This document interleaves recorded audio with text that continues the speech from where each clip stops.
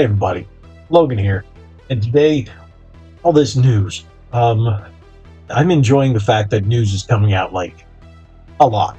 There's a lot, and it's like a lot of.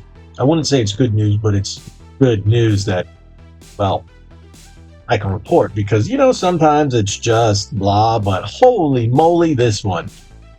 There's been a lot of PlayStation news lately, and well, there's been a lot of Xbox news. Nintendo's been a little quiet on the home front, but this blew my mind.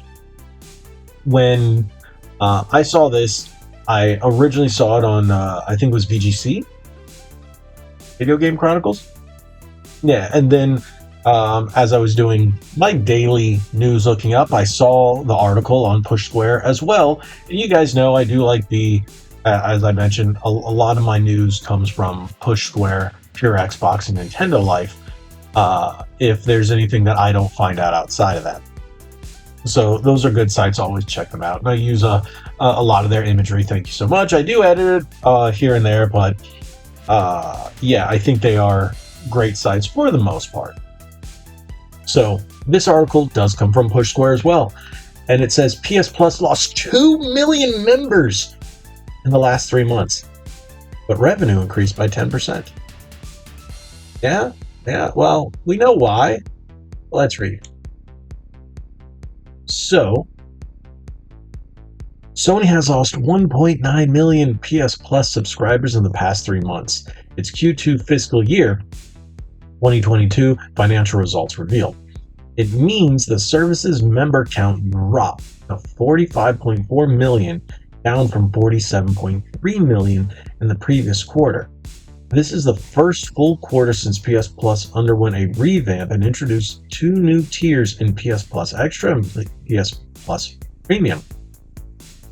Now that's kind of interesting.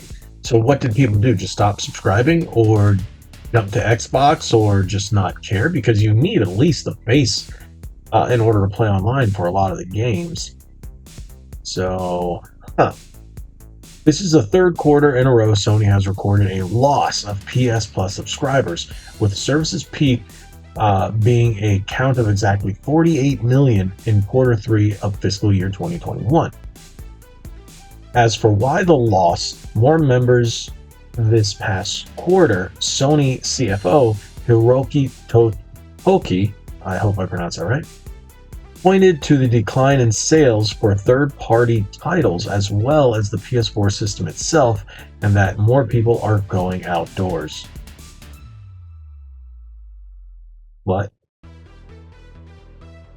I guess, but Call of Duty? Didn't it sell more games than everything ever this year? I mean, it feels that's just like you're grasping at straws kind of thing.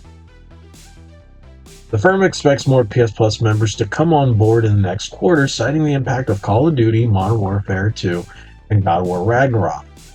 I doubt Ragnarok's going to help it. Call of Duty, yeah. Interestingly, despite the loss of subscribers, Sony Network Services actually recorded a 10% increase in revenue. Yes, because prices have surged. It could suggest that while there are fewer members, enough subscribers have upgraded to the higher tier to offset the loss of those who left. Engagement on PS4 in particular is given as the reason for the drop in members, while PS5 users are subscribing to the service at a much higher rate. Yeah, because there's a lot of people that are just like, all right, I can't get a PS4. Oh, I can get a Series S. And that's what a lot of people are doing, at least from my experiences, what I've talked to people here and there and seen stuff online. And that's kind of interesting. But that's not what we're talking about. We are putting even more effort into accelerating the penetration, they said penetration, of PS5 hardware to recover this user engagement going forward. I am a child in my head, I swear sometimes. I'm still a teenager when I read certain words. Okay, I'll stop. Across the second quarter of fiscal year 2022, Sony also recorded a loss of 1 million monthly active users. Well, with them not being able to pick up a console, not being able to go from PS4 to PS5 as easily, what do they expect when you can still go into a store and buy a new Switch? When you can go into a store now and buy a Series S? It's just a lot easier. I don't know if it's a good thing. I don't think it's a good thing, but maybe it is because it's introducing people to other Sony players to other platforms. I don't know, but it's a possibility. I don't think this is going to hurt them. If they're making that much more money, 10% is still a large chunk. Even with a loss of 2 million members, this isn't that bad. Tell me, have you unsubscribed? I was going to say dissubscribe. Unsubscribe from PlayStation Plus, or have you just let it lapse? Do you even bother with it? Personally, I have the premium because I like the retro games, but have I really used it as much? No. Have I really used Game Pass as much? No. Have I been buying physical games? Yes. So, come to my second year of PlayStation Plus Premium, I'll make the decision on whether I'll continue with that. They do give you a lot of good games. A lot of good games from across the era of PS3, 4, and PS3 and 4. The PS1 and 2 is few and far between, especially PS1, especially PSP. PS5, there's a few here and there, solid titles, but they don't do the first party day one drops like Microsoft does with Game Pass. So my verdict is still out. As of right now, it's a positive outlook, but it's going to take the entire year before I decide to give a full review. And I think I will do that after 1 year of being on PlayStation Plus Premium. Yeah.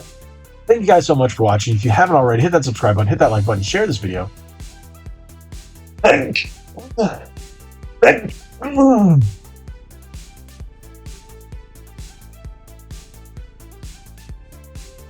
Make sure to hit that like button. Subscribe if you haven't already. That would really help. Follow us on our socials at Red Bandana Gaming on Facebook and Instagram. And on Twitter, it's at RBG_retro, where we tweet more twits. Twitter. Tweet. Okay. Yeah, so just hit that subscribe button. Thank you guys so much. Tell me what you think about this PlayStation Plus 2 million subscriber loss. And like we always say, be legendary. Thanks again.